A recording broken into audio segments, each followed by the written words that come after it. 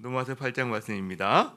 8장 17절에서 25절까지 저를 한 절씩 교독하겠습니다. 저부터 읽겠습니다. 자녀이면 또한 상속자 곧 하나님의 상속자요 그리스도와 함께한 상속자니 우리가 그와 함께 영광을 받기 위하여 고난도 함께 받아야 할 것이니라. 우리에게 나타날 영광과 비교할 수 없도다. 피조물이 고대하는 바는 하나님의 아들들이 나타나는 것이니 피조물이 허무한데 굴복한 것은 자기 뜻이 아니요 오직 굴복하게 하시는 이로 말미암음이라. 그 바라는 것은 피조물도 썩어짐의 종노릇한 데서 해방되어 하나님의 자녀들의 영광의 자유에 이르는 것이니라. 피조물이 다 이제까지 함께 탄식하며 함께 고통을 겪고 있는 것을 우리가 아느니라. 그뿐 아니라 또한 우리 곧 성령의 처음 익은 열매를 맺은 우리까지도 속으로 탄식하며 양자될 것 곧 우리 몸의 속량을 기다리느니라. 우리가 소망으로 구원을 얻었음에 보이는 소망이 아니니 보는 것을 누가 바라리요. 함께 만일 우리가 보지 못하는 것을 바라면 참음으로 기다릴지니라. 아멘. 자리에 앉으시겠습니다. 여러분, 구원받았다. 우리가 구원받았다. 그러면 여러분 보통 뭐가 먼저 떠오르십니까? 우리 구원받았어. 뭐로부터 구원받은 거지? 많은 분들이 죄 용서 받았다 이렇게 먼저 떠오르지 않을까 생각합니다. 맞는 이야기죠. 근데 그게 전부일까요? 우리가 한번 예를 들어봤으면 좋겠습니다. 그냥 제가 만든 예여서 이게 좀 아주 딱 맞지는 않을 수 있습니다. 고아로 한 자란 소년이 계속 이렇게 그 죄를 짓다 보니까 소년원을 들락날락하게 됐습니다. 근데 이제 이 친구가 한 번은 슈퍼카를 보고 그냥 확 정신이 돌아서 슈퍼카 주인을 폭행하고 열쇠를 뺏어가지고 그 차를 훔쳐 달아난 거죠. 근데 달아나다가 뭐 여기 부딪히고 박살이 나가지고 또 붙잡혀 와서 재판을 받게 된 거죠. 재판 도중에 재판관이 그 어린 친구가 참 그렇게 인생 험하게 살고 인생이 망가지는 거 보면 너무 막 극률한 마음이 드는 거예요. 이를 어떻게 해줄 수 있을까 고민하다가 결심을 한 거죠. 내가 감옥 보내는 대신 이 아이한테 기회를 한번 줘야 되겠다. 근데 방법이 없잖아요. 그래서 그렇게 하기 위해서 이 재판관이 뭐 하냐면 집을 팔아서 슈퍼카 주인한테 변상을 하고 폭행에 대한 손해배상을 하고 해가지고 이 아이를 다 합의를 해가지고 이 아이를 이제 무죄 석방을 한 훈방해서 석방을 한 거죠. 여러분 이런 일이 우리 가운데 일어나기 쉽지 않죠. 실제로 거의 있을 수 없는 일인데 어쨌든 이 소년은 감옥 안 가고 죄 용서 받은 겁니다. 이게 구원받은 거 맞죠? 죄 용서 받은 거. 그런데요, 이 친구가 그렇게 이제 석방되고 나서 너무 감사하잖아요. 그 은혜가. 그러니까 뭔가 잘 살아보려고 노력을 해요. 나름대로 아르바이트도 하고 하는데 옛날에 과거의 삶의 습관들이 있고 그러다 보니까 참 쉽지가 않아요. 이것이 적응하는데 여러 가지 어려워요. 그리고 어떤 삶에 새로 적응할 여건도 좀 안 되고. 근데 이거를 그 판사가 유심히 지켜보다가 이대로 두면 안 되겠네 이런 생각을 하는 거죠. 어떻게 해야지 막 고민하다가 그래 내가 이 아이를 좀 더 책임져야 되겠다 하고서 집에 데려와서 살기 시작하고 나중에는 자녀로 양자로 입양까지 해요. 입양까지 그 대화하고 밥 먹이고 그런 다음에 나중에 자기 집안의 모든 것을 자기의 가문과 이걸 물려주는 상속까지 해요. 여러분 이런 일이 우리가 상상이나 할 수 있겠어요? 놀라운 이야기죠 사실은. 이것이 하나님이 우리에게 베푸신 구원의 모습과 좀 비슷하다 이런 생각을 하게 되는데 여기 두 가지가 있는 거예요. 그러니까 구원하면 이 두 가지가 같이 있는 거. 하나는 죄 용서가 있는 거예요. 죄 용서가. 그 감옥에 갈 아이를 죄 용서하고 대가를 지불한 거죠. 이게 죄 용서인데 또 하나가 있는 거예요. 그리고 그냥 내버려 두고 알아서 살아라 잘 살아라 할 수 있는데 그렇게 하지 않고 이 아이를 입양한 거예요. 자녀 삼는 거예요. 그러니까 우리가 받은 구원도 이 두 가지 단어를 생각할 필요가 있다는 거. 하나는 죄 용서라는 측면. 이것만 해도 놀라운 이야기예요. 사실은 저희가 어마어마한 이야기. 대가를 지불한 생명을 대가로 지불한 거거든요. 자기 집 한 것보다 더한. 근데 더 놀라운 게 있다는 거죠. 자녀 삼아요. 자녀 삼아요, 여러분. 그러니까 죄 용서는 우리를 허물에 씻어주는 것이라고 한다면 자녀 삼는 것은 그 아이의 부족한 모든 것들을 이제 하나씩 하나씩 평생에 걸쳐서 채워가는 과정으로 보인다는 거죠. 여러분, 그래서 우리의 구원은 사실 놀랍다라는 거. 항상 이 두 가지 단어를 기억했으면 좋겠어요. 하나는 죄 용서 측면, 소극적인 어떤. 그다음에 하나는요, 자녀 만들어진 이 두 가지가 우리 구원의 어떤 가장 중요한 요소가 된다라고 볼 수 있다는 거죠. 여러분, 우리 성령의 사람은 예수님을 영접함으로 말미암아 이제 이 구원을 받은 사람입니다. 그래서 이 구원받은 사람 이 두 가지가 나타나는, 하나는 죄 용서함을 받아요. 그래서 정죄함이 없는 거죠. 그 은혜로 말미암아 자기 생각이 바뀌기 시작하고요, 행동이 바뀌기 시작하는 거예요. 이게 죄 용서로 말미암는 요건인 거죠. 그다음에 한 가지가 더 있어요. 뭐가 있죠? 자녀 삼아주는 거예요. 입양되는 거예요. 입양되는 거예요. 이래서 이제 종이 아니라 아들이 되는 거죠. 아빠, 아버지라고. 여러분 생각해요. 그 소년이 아빠라고 입이 나오기까지 얼마나 많은 시간이 걸릴까? 부를 수 있다라는 거죠. 자, 그런데요, 이 자녀는 한 가지가 더 있는 거예요. 상속을 받아요. 상속을 받아요. 상속을. 자, 로마서 8장 17절 같이 한번 읽어보겠습니다. 시작.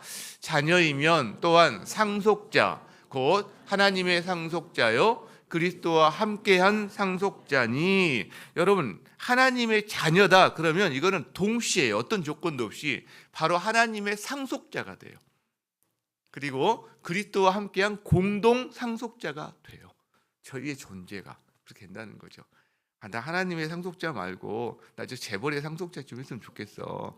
뭐 이런 사람도 많이 있을 수 있겠지만, 여러분, 자녀는 부모의 유산을 상속합니다. 그런데요, 우리는 유산하니까 눈에 보이는 어떤 재산만 생각해요, 사실은. 근데 유산에는요, 눈에 보이지 않는 유산이 더 중요한 게 참 많습니다. 우리가 이야기 나눴죠. 노마 시대 입양은 재산 상속이 주가 아닙니다, 여러분. 부수적인 거예요. 노마 시대 그 유산은 그 입양하는 거는 그 아버지의 이름, 그 가문을 그 사람을 통해서 계승하는 거거든요. 그리고 재산은 거기에 따라 부수적으로 달려오는 거예요. 농장, 뭐 노예 다 부수적으로 달려오는 거죠. 대표적인 케이스가 있는데 옥타비아누스예요. 로마의 황제였던. 자, 그는 옥타비아누스는 갑자기 아무리 묻혀 있던 사람이 갑자기 확 드러난 케이스인데, 그의 친척 중에 한 명인 시저 카이사르죠. 카이사르가 브루투스에서 암살을 당합니다. 그리고 나중에 유언장이 공개가 되는데 과연 그의 후계자가 누구냐? 근데 그때 정말 어렸던 10대 후반인가 20대 초반인가 그 옥타비아누스가 그의 후계자로 돼 있는 거예요. 유언장에. 그때부터 이 시저의 카이사르의 후계의 영광을 안고 이 사람이 로마의 3부 정치, 큰 세력 중에 3분의 1을 차지하는 세력으로 딱 올라서고요. 시저가 갖고 있던 재산의 일부도 다 계승을 합니다. 여러분, 재산이 전부가 아니에요. 재산이. 시저가 갖고 있던, 카이사르가 갖고 있던 그 영광력, 후광력, 계승력, 이것 때문에 결국 그가 나중에 로마의 황제까지 가는 자리까지 발판이 마련되고, 그것 때문에 그가 가능해졌다는 거죠. 여러분, 성령의 사람은 하나님의 자녀이고 그리고 하나님의 상속자예요. 그게 단순히 그래 천국에 들어가면 눈물이 없다며, 고통이 없다며, 힘든 것 없다며, 그 다음에 뭔가 이 땅에서 사는 것보다 훨씬 더 좋은 집과 환경을 누리고 살겠지, 이게 물질적인 것만이 전부가 아니라는 거예요. 여러분, 만약 왕의 자녀가 왕으로부터 상속을 받았다. 그런데 아빠한테 받은 좋은 자동차인데 궁궐 하나, 그걸로 만족할까요? 그게 전부일까요? 아니죠. 뭐죠? 바로 왕의 영광이에요. 왕의 다스림이죠. 그 나라를 상속받는다라는 거죠. 여러분, 마찬가지예요. 우리는 그리스도와의 공동 상속자인데 그리스도가 하나님으로부터 하나님 나라를 상속받아요. 차라리 상속보다 후사라는 단어가 더 맞을 수 있겠다는 생각도 들어요. 이게 상속이라는 단어가 워낙 요즘 우리가 그냥 유산을 물려받는 이런 개념으로 있다 보니까 그냥 후사, 계승자라는 개념이 더 맞을 수 있다는 생각이 드는데, 여러분, 그래서 그리스도는 하나님 나라를 유업으로, 유산으로 받아요. 근데 우리는 그리스도와 공동 상속자이기 때문에 우리도 그 그리스도의 영광, 그다음에 그 나라를 이어받는 것에 우리도 동참을 하게 된다라는 거죠. 우리 가운데 제가 보니까 우리 교회 성도 가운데서는 금수저가 거의 없어요. 실제로 십자가 수저는 많이 좀 계시는데 금수저는 별로 없어요. 자, 그래서 보통 흙수저 부모를 만나서 난 상속받는 것도 없고 뭐 이런 분들이 아마 거의 대부분인 것 같은데, 여러분 너무 절망하지 마시기 바랍니다. 여러분 어깨 펴시기 바랍니다. 상속받을 거 있어요. 그렇죠? 재산 정도가 아니에요. 재산 정도가. 제가 그 부분은 좀 부족할 수도 있고 힘들 수 있는데, 여러분 여기는 하나님 나라의 그 그리스도의 영광에 참여하는 그 영광을, 하나님 나라를 상속받는 사람들이다라는 거죠. 이게 눈에 안 보이니까 저희 마음속에 그것이 힘이 안 되고 그럴 수 있는데, 이 영안이 열렸으면 좋겠어요, 저희들이. 그리고 그걸 계속 추구했으면 좋겠어요, 실제로. 여러분, 자녀에게 나는 무엇을 물려줄 것인가, 우리가 고민하는 분들이 있을 수 있는데 우리가 기억했으면 좋겠어요. 정말 어려운 시절이기 때문에 집 한 칸이라도 좀 마련해서 물려주고 싶은 게 부모의 인지상정이고 그 마음은 우리가 알죠. 그러나 여러분, 재산 물려주는 게 전부가 아니라는 거죠. 눈에 안 보이는 자산이 더 중요해요. 그것이 그 자녀의 인생을 결정하지 않습니까? 실제로 무엇을 물려줄 것인가? 여러분, 집, 땅 아니에요. 하나님을 물려줘야 되는 거 아니겠습니까? 하나님을, 그리고 믿음의 가문, 하나님을 향해서 살아왔던 그 엄마 아빠의 하나님 앞에서의 경건한 삶, 이걸 우리가 물려줘야 되는 거 아니겠습니까? 재산이 아니라 최우선은 바로 하나님이다. 하나님과 함께 동행하는 삶이다라는 것을 우리가 그 아이의 인생을 통해서 함께 할 수 있는 시간을 통해서 어떻게든 선택의 순간마다, 그 다음에 뭔가 보여줄 수 있는 교육의 순간마다 해야 되는 거 아니냐고요, 사실은. 여러분, 그래서 자녀들이요, 우리 엄마 아빠 유산으로 난 살 수 있어. 요즘은 특히나 이제 시대가 힘들다 보니까 이제 그런 문제가 더 심각해지는데, 여러분 전혀 부모의 유산을 기대하지 않고 자기 스스로 설 수 있도록, 그다음에 영적으로 설 수 있도록 그 기간 동안에 도와주는 것이 저희한테는 최선이 아닐까, 이런 생각을 한다는 거죠.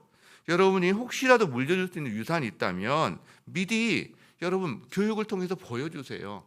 하나님 나라와 그의 의를 위해서 여러분 일정 부분을 사용한다는 것을 보여줄 수 있으면 참 좋지 않을까. 특히 다음 세대 신앙 전수를 위해서 너만이 아니라 네가 함께 다음 세대에 함께 살아나야 너도 사는 거야 라는 개념으로 그걸 하나님 앞에서 여러분 교육할 수 있다면 저는 의미가 있다라고 생각하는 거죠. 좋은 신앙 교육이 될 거예요. 그리고 또 혹시 물려줄 것이 있다면 여러분 어떻게 할 건지 하나님께 미리 여쭈기 바랍니다. 왜냐하면 이 부분에 준비 없이 저희가 살다가 그냥 하나님께 돌아갔을 때 남겨진 유산 때문에 그 자녀들이, 형제 자매들이 서로 화목하지 못하고 심지어 원수가 되고 평생 얼굴 보지 않고 이런 케이스를 너무나 많이 본다는 거죠. 너무나 많이 본다는 거죠. 진정한 유산은 하나님 사랑, 그리고 남아있는 형제들이 뭐 더 확대하면 좋겠지만 이유까지 형제 사랑이 진짜 유산이라는 것을 각인시킬 수 있는 그런 시간이 저희한테 얼마 남지 않았다는 거죠. 그런 성령의 사람이 되게 하는 것, 그런 가정 되기를 주의 이름으로 축복합니다. 자, 성령의 사람은 하나님의 자녀가 된다고 그랬어요. 이건 참 아름다운 일입니다. 정말 복된 일이죠. 그런데 우리는 그렇게 생각하고 또 그분의 성장해 가지만 세상 사람도 그렇게 바라볼까? 저 사람 정말 복되다, 아름답다 이렇게 바라보지 않습니다, 여러분. 하나님의 자녀, 하나님 나라의 상속자, 나는 그거 대신에 차라리 세상에 어떤 유력한 사람, 나 한 사람 알고 지냈으면 그게 더 힘이 될 것 같아, 이렇게 말하는 게 세상의 현실이고 우리의 현실이라는 거죠.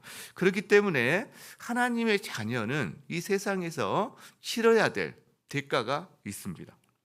바로 그것이 바로 뭐냐면 하나님 자녀의 고난입니다. 하나님 자녀들이 당하는 고난. 근데 이 고난은 자기만의 고난이 아니에요. 그리스도와 함께한 고난이 된다라는 거죠. 우리 17절을 같이 한번 보겠습니다. 같이 읽을까요? 시작. 자녀이면 또한 상속자, 곧 하나님의 상속자요 그리스도와 함께한 상속자니 우리가 그와 함께 영광을 받기 위하여 고난도 함께 받아야 할 것이니라.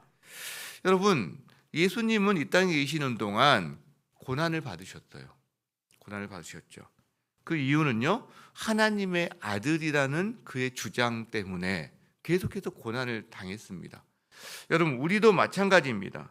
예수님이 고난을 받으셨다면 그 예수님을 따르는 우리는 고난을 받지 않을까요? 예수님에게 고난을 주었던 당시 세상이나 그 다음에 지금 우리가 살아가는 세상이나 본질적으로 변한 게 별로 없습니다. 그렇기 때문에 예수님이 고난을 당했다면 우리도 고난을 당하는 것이 마땅합니다. 그런데요, 우리의 고난은 예수 그리스도와 함께 받는 고난이라는 게 의미가 있어요. 실제로 여러분, 예수님이 자기를 사도 바울이 되기 전에 그가 성도들을, 그리스도인들을 붙잡아서 감옥에 채워 넣으려고 가다가 그 다음에 예수님이 그를 만나 주시잖아요. 그때 뭐라고 하냐면 사울아 사울아 네가 왜 나를 핍박하니? 라고 말씀하세요. 여러분, 사울은 지금 예수님을 핍박하러 간 게 아닙니다.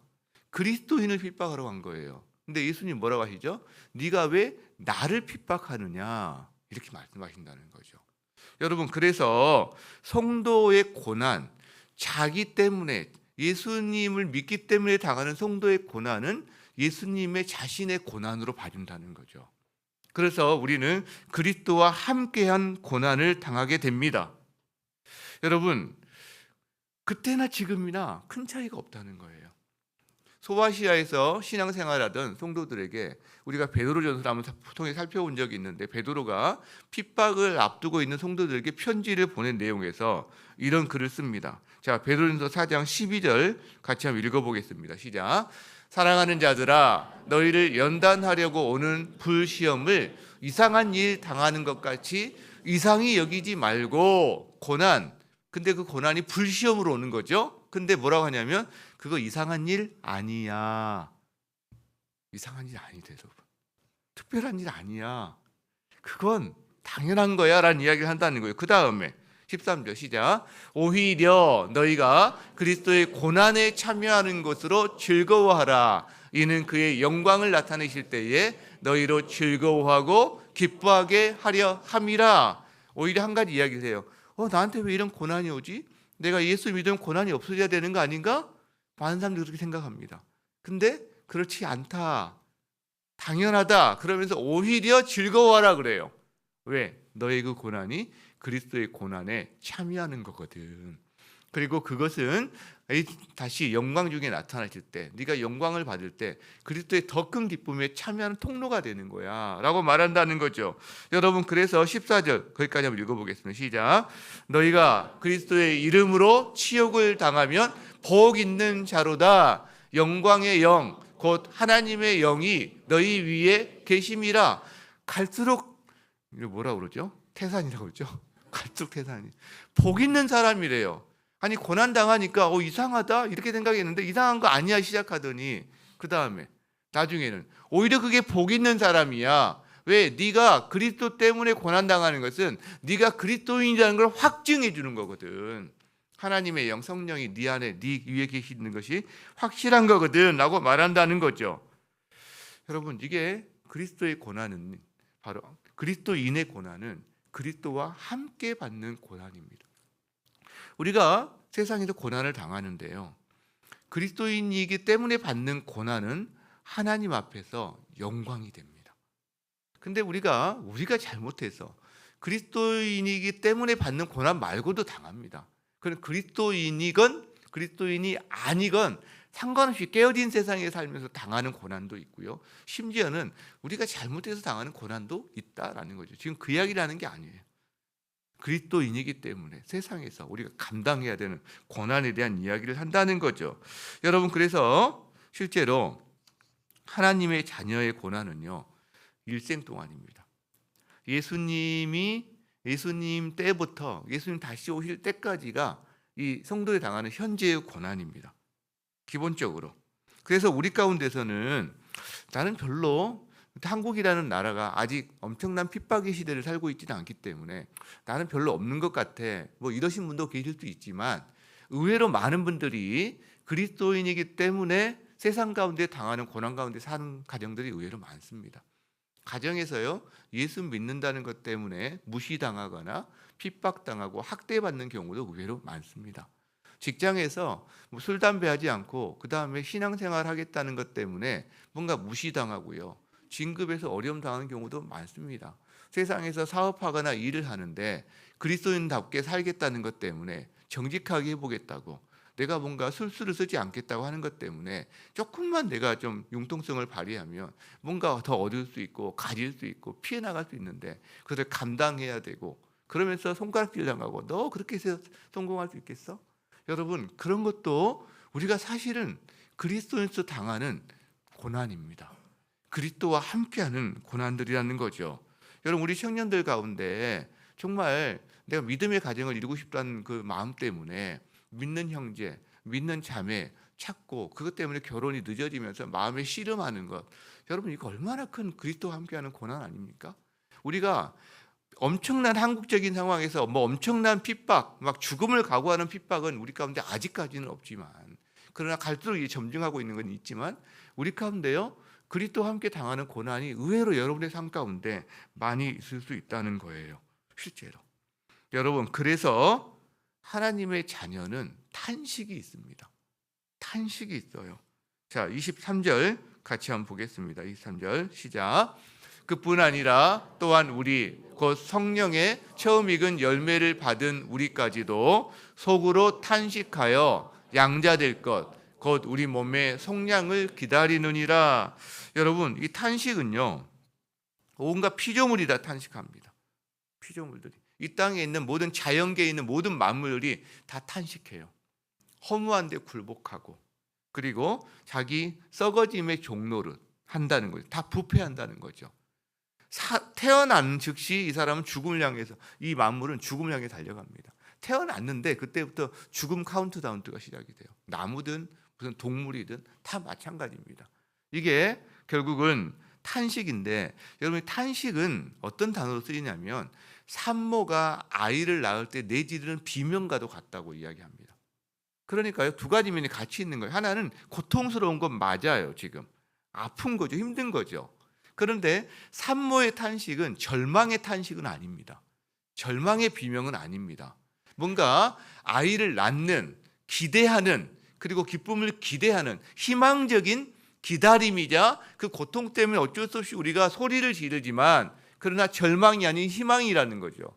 여러분, 피조물의 탄식, 그리고 특별히 성도의 탄식은, 하나님 자녀의 탄식은 바로 그 산모의 탄식과도 같습니다.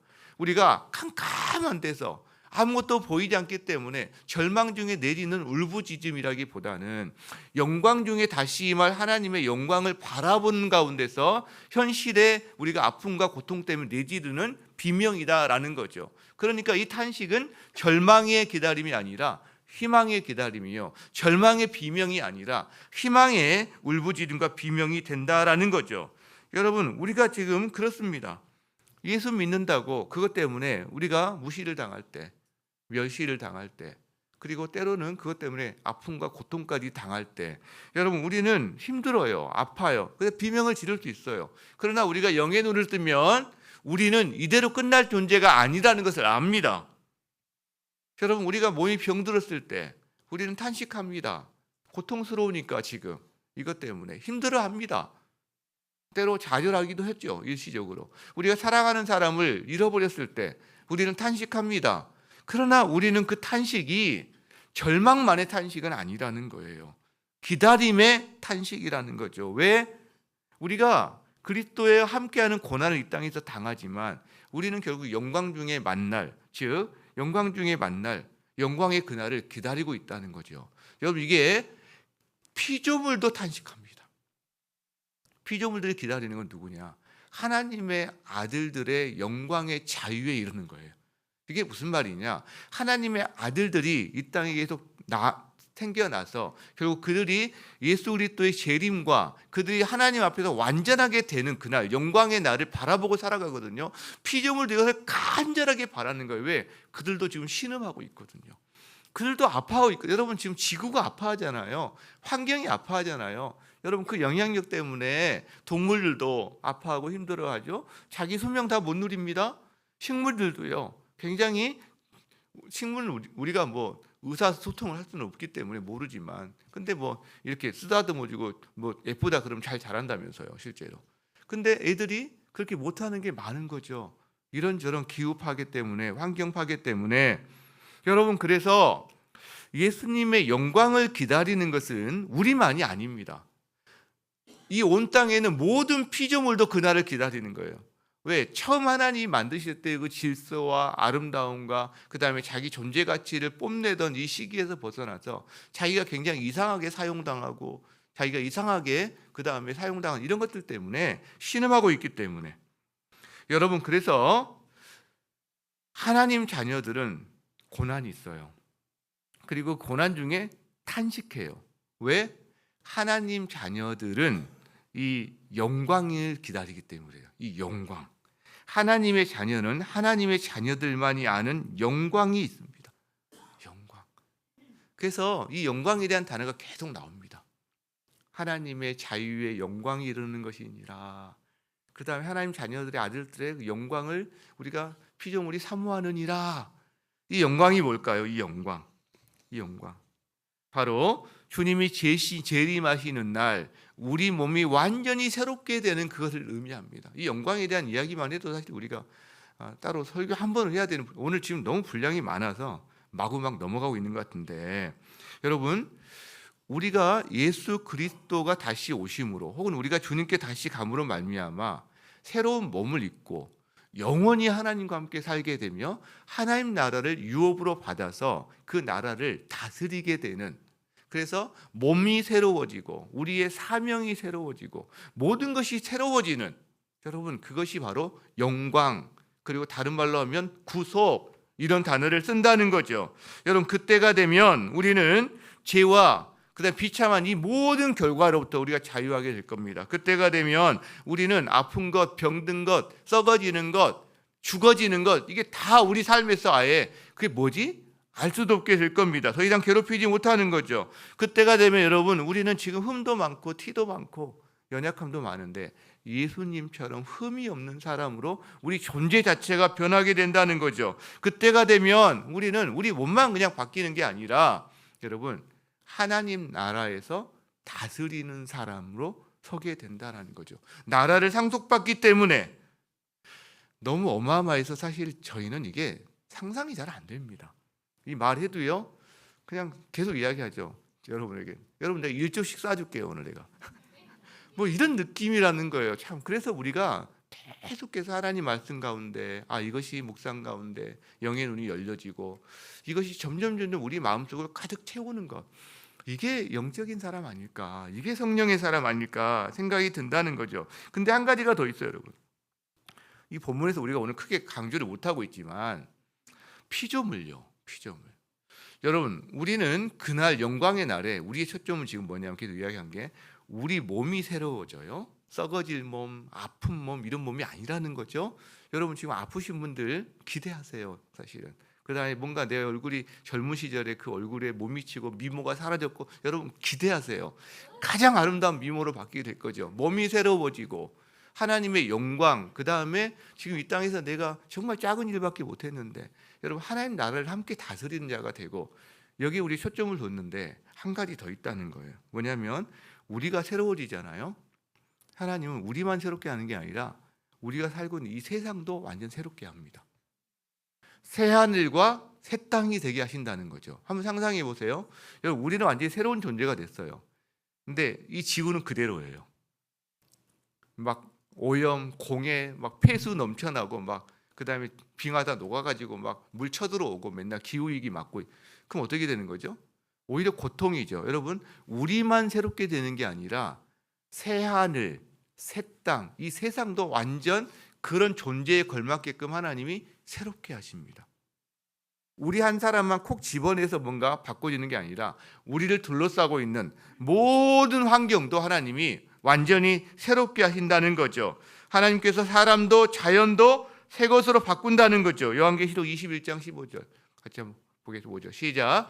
보좌에 앉으신 이가 이르되 보라, 내가 만물을 새롭게 하노라. 만물이에요, 여러분. 모든 것이 새로워집니다. 땅, 하늘, 그래서 새 하늘, 새 땅. 신천지라는 말 쓰는 거죠. 이 신천지가 이걸 쓰는 바람에 여러분 정말 이게 무서운 거예요. 단어를 선점해 버리니까 우리가 그냥 신천지 딱 말하면 되는데 이거를 쓰면 이상한 느낌이 들어서 못 쓰는 거예요. 이 단어 선점당해서 이런 거죠. 단어 선점당해서. 여러분 이것은 이사야는 이걸 환상적으로 표현합니다. 그들이 말한 신천지는 그런 게 아니에요. 예. 원래 여기서 갖다가 그들이 갖다 쓴 거죠. 자, 이사야에서 보겠습니다. 이걸 어떻게 표현하냐면 이디가 어린 양과 함께 산대요. 와, 표범이 어린 염소와 함께 눕는데요. 송아지와 어린 사자와 살진 짐승이 함께 있대요. 그래서 어린 아이에게 끌림 당하면서 이렇게 뭐 애완견이 끌려다니듯이 이렇게 산다는 거예요. 그 다음에요.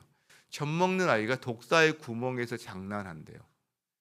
젖된 아이가 독사의 굴에 손을 넣는데 해를 당하지 않는다는 거죠. 여러분, 이거는 우리에게 그나마 가장 상상해 볼 수 있는 어떤 그런 표현들인 거죠. 이 이상인 거죠. 왜? 우리의 지각이 이 정도이기 때문에 우리의 지각에서 상상해 볼 수 있는 걸 하기 위해서 너희가 살아가는 약육강식, 적자생존, 뭐 그다음에 뭐 이런 원리의 세상이 아니야. 너희가 상상도 하지 못하는. 여러분 어떻게 그 사자가 어린 양과 함께 뛰면서 놉니까? 당장 잡아 먹어야지. 전혀 다른 세상에 대한 이야기를 하고 있다라는 거죠. 여러분 그것이 새 하늘과 새 땅이에요. 그것이 언제 드러나죠? 이 영광이 이 땅에 오신 예수님이 하늘로 가셨어요. 이제 그리고 그분이 다시 오세요. 다시 오세요. 여러분 그때 이 모든 일이 우리에게 일어난다라고 말씀하신다는 거죠. 여러분 그걸 바라보면서 우리는 탄식한다라고 표현하는 거예요. 괴롭기 때문에 힘들기 때문에 우리가 여기서 이야기하지만 그러나 그 기다림, 그 소망을 가지고 살아간다는 거예요. 근데 이게 안 보이는 거예요. 우리는 보이는 소망으로 사는 사람이 아니에요.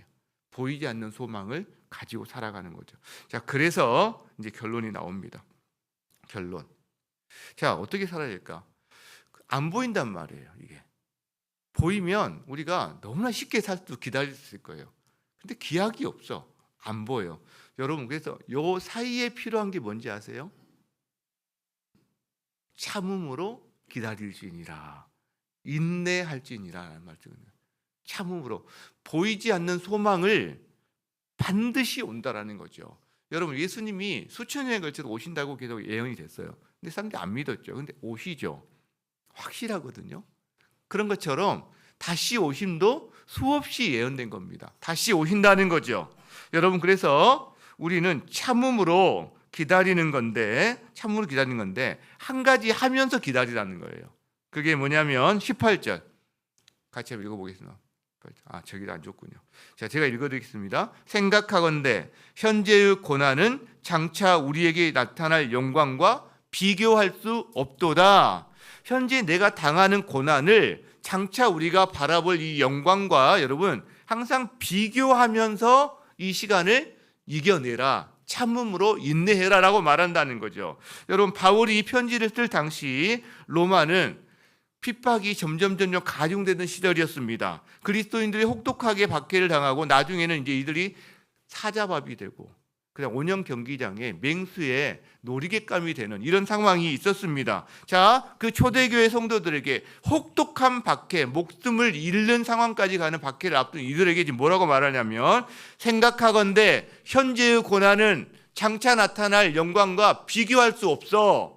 비교할 수 없어. 이 현재의 고난이 단순히 내가 뭔가 좀 불편하고 내가 좀 손해보고 여러분 이것도 사실 우리한테는 큰 거죠. 그러나 초대교회 성도들 이 말씀을 원래대로 생각해 본다면 죽음이에요.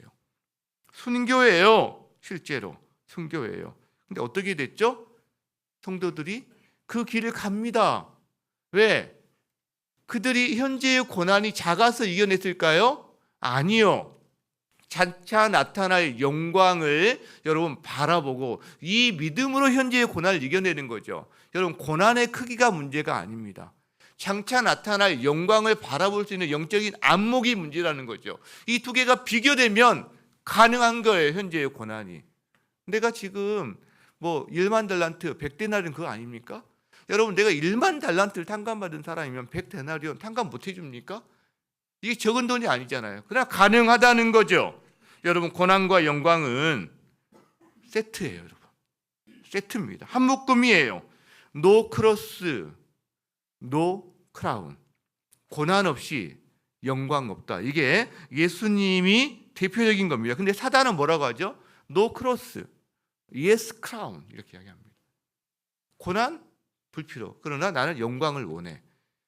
예수님에게 사단이 제안했던 유혹의 핵심이 그겁니다. 너 노 크로스 그러나 예스 크라운 내가 크라운 줄게 이거거든요. 예수님은 반대하십니다. 왜? 그거 없어. 왜? 그 미끼거든요. 물고기 잡으려고 하는 낚시바늘 속에 여러분 뭘로 포장하죠? 맛있는 음식으로 포장해서 그 속에 미끼를 걸어놨단 말이죠. 걸리면 빠져나올 길이 없다는 거죠. 여러분 예수 때문에 핍박을 당하십니까? 현재의 고난을 장차 받을 우리 영광과 비교하면서 사시기 바랍니다. 예수님 때문에 우리가 이 땅에서 뭔가 불편하고 가난을 견뎌야 되고 뭔가 그러십니까? 여러분 이때도 현재의 고난을 장차 받을 영광과 비교하면서 사시기 바랍니다. 여러분 아직 눈에 보이지는 않습니다. 그러나 실제적이에요. 왜? 현실의 고난이 우리에게 실제적인 것처럼 장차 우리에게 나타날 영광도 실제적입니다. 눈에 보이지 않는 소망은 그래서 믿음으로 인내하며 참으며 이걸 이겨나가는 거죠. 여러분 그래서 오늘 말을 합니다. 보이는 소망이 아니니 보이지 않는 것을 바란다면 믿음으로 참음으로 인내하며 이겨낼지니라 라고 말씀하신다는 거죠. 그 은혜가 여러분 가운데 가득하기를 주의 이름으로 축복합니다. 우리 함께 한번 찬양하고 기도하며 하나님께 나가도록 하겠습니다. 저 멀리 배는 나의 시온성 오 거룩한 곳 아버지 집. 여러분 그 멀리 보는 시온성이 우리가 바로 영광 중에 하나님께 물려받는 영광인 거죠. 우리가 그걸 바라보며 사는 인생인 줄 믿습니다. 함께 찬양하겠습니다.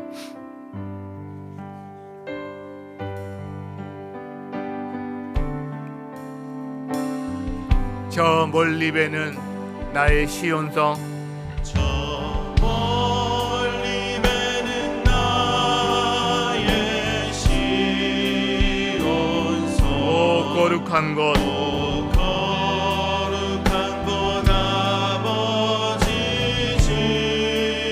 사모하는 집에 가고자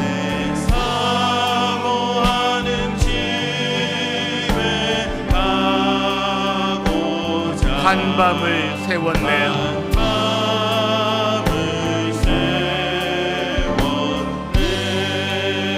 저 망망한 바다 위에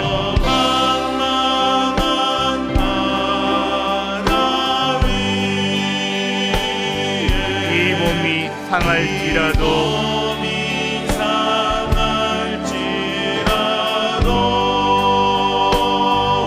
오늘은 이곳 내일은 주 복음 전하리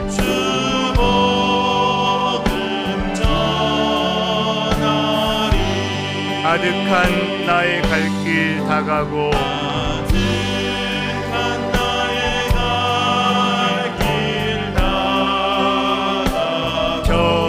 동산에서 편히 쉴 때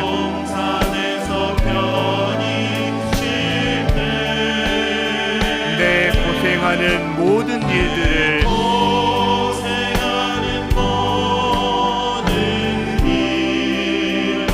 주께서 아시리 아멘.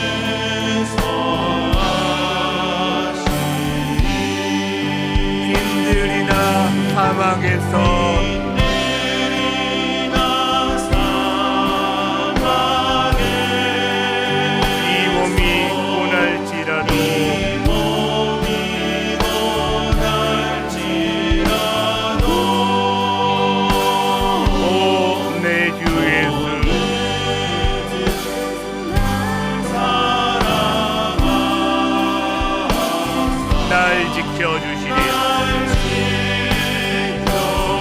빈들이나 사막에서 이 몸이 고날지라도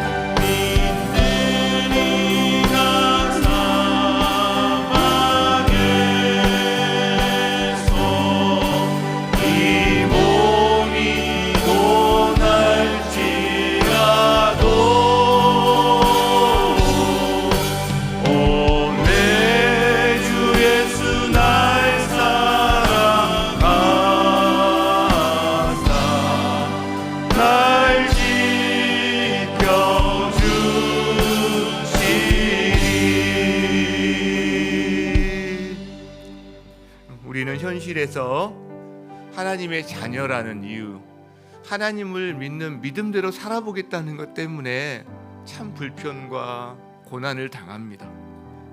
그런데 우리는 그때 탄식이 나옵니다. 힘들구나, 어렵구나. 그러나 그 탄식은 절망의 탄식이 아닙니다. 왜? 우리는 상속자거든요. 하나님 나라의 상속자거든요.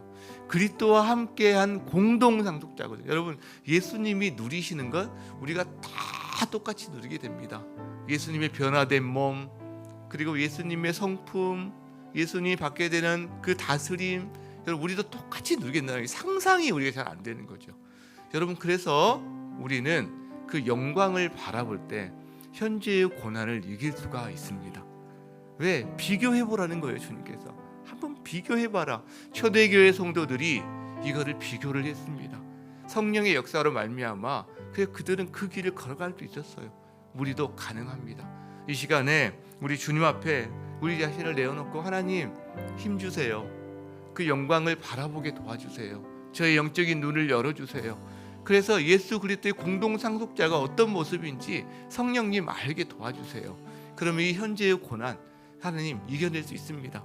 이 탄식이 절망의 탄식이 아니라 하나님 희망의 기다림이 될 줄 믿습니다. 우리 그 마음으로 함께 주님 앞에 기도하며 나가겠습니다. 우리가 빈들이나 사막에서 고날지라도 내 고생하는 일들 주님께서 아십니다. 주님이 여러분에게 내가 너 안다라고 말씀해 주시기를 바랍니다. 함께 기도하시겠습니다.